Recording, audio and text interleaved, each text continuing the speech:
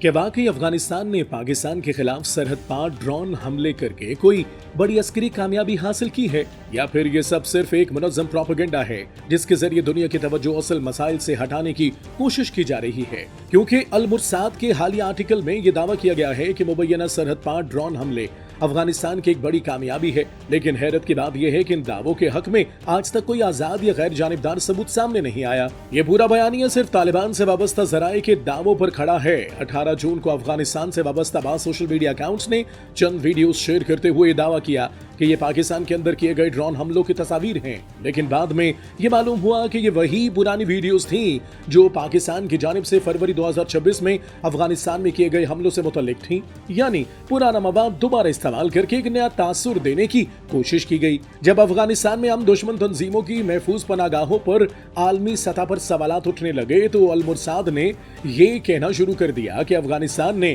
اپنی دفاعی حکمت عملی بدل دی ہے، لیکن حقیقت یہ ہے کہ ایسی کسی واضح قومی سلامتی یا دفاعی پالیسی کا کوئی قابل اعتماد ثبوت موجود نہیں۔ اسی طرح اسٹریٹجک صبر کا نعرہ بھی زیادہ تر ایک سیاسی بیان معلوم ہوتا ہے۔ اقوام متحدہ کی فروری 2024 کی رپورٹ اور جون 2026 میں شائع ہونے والی واشنگٹن ٹائمز کی رپورٹ پہلے ہی افغانستان میں ہم دشمن گروہوں کی موجودگی پر تشویش ظاہر کر چکی ہے۔ ایسے میں یہ تاثر ملتا ہے کہ المرصاد کا یہ بیانیہ آئندہ آنے والی اقوام متحدہ کی رپورٹ سے پہلے عالمی رائے کو متاثر کرنے کی کوشش ہے۔ المرصاد نے یہ دعویٰ بھی کیا کہ افغان ڈرون پاکستان کے جدید فضائی دفاعی نظام کو عبور کرنے میں کامیاب رہے، لیکن اس دعوے کے حق میں بھی کوئی قابل تصدیق ثبوت موجود نہیں۔ بغیر شواہد کے ایسی باتیں صرف ایک کہانی بنانے کی کوشش سمجھی جا سکتی ہے۔ اسی طرح افغانستان کو خطے کا سلامتی کا رہنما ملک قرار دینا بھی زمینی حقائق سے مطابق نہیں رکھتا۔ کسی بھی ملک کی اصل ساکھ صرف دعووں سے نہیں بلکہ اس کے عملی اقدامات سے بنتی ہے۔ آج بھی دنیا کے کئی ممالک افغانستان میں انسانی حقوق، خاص طور پر خواتین کے حقوق اور ہم دشمن تنظیموں کی موجودگی پر